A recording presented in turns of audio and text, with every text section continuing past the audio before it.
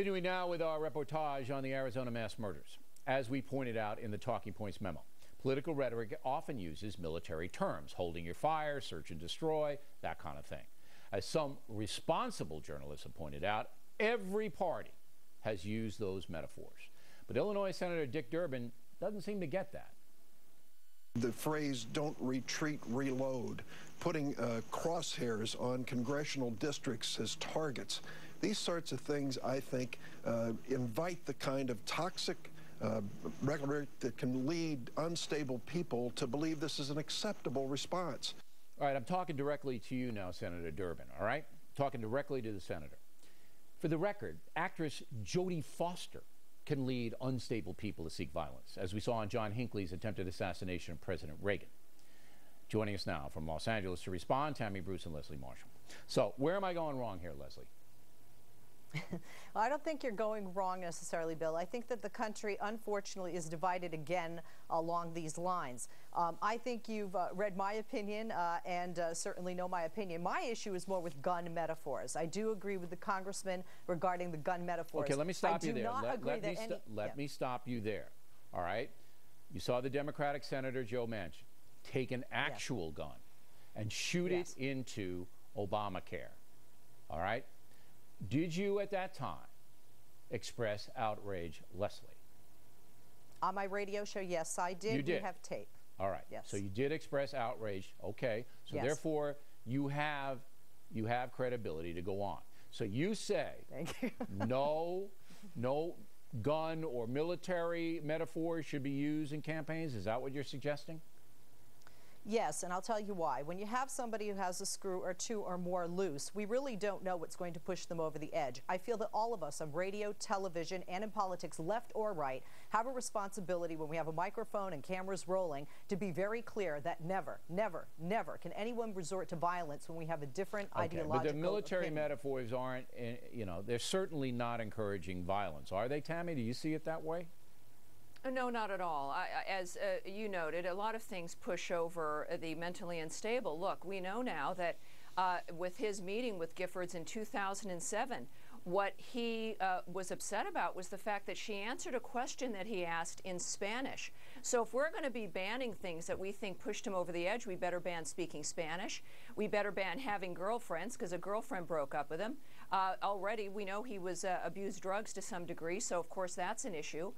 It better be the flag. That apparently he didn't like either.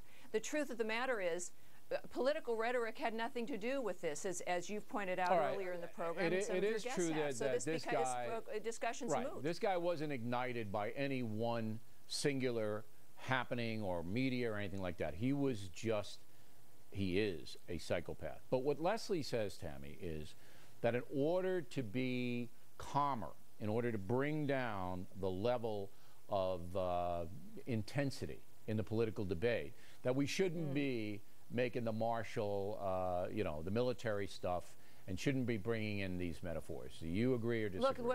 Look, this is an anomaly. You have to look at what's fascinating is that this dialogue, this kind of military rhetoric has been used by both sides forever. And the fascinating thing is what happened on Saturday doesn't happen. It is an anomaly. Now, I look at the dynamic of and I don't think Americans are divided. I disagree with Leslie there.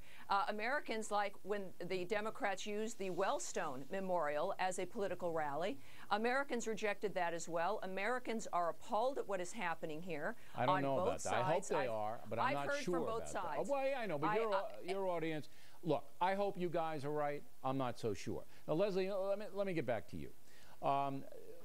The first president of the United States, you know who the first president of the United States that there was an assassination attempt on? Do you know who it was? The first president, it was an assassination attempt? Yes. No, I actually don't. Andrew Jackson, okay?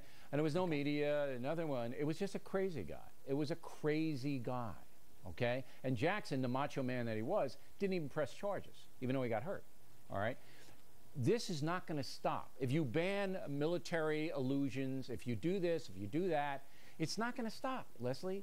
Psychopaths are psychopaths. Jodie Foster, come on.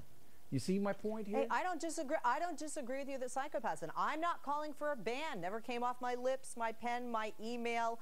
etc. I think but you know what, Bill? You and I don't always agree. I have never heard you be vindictive or vile in your words. Never.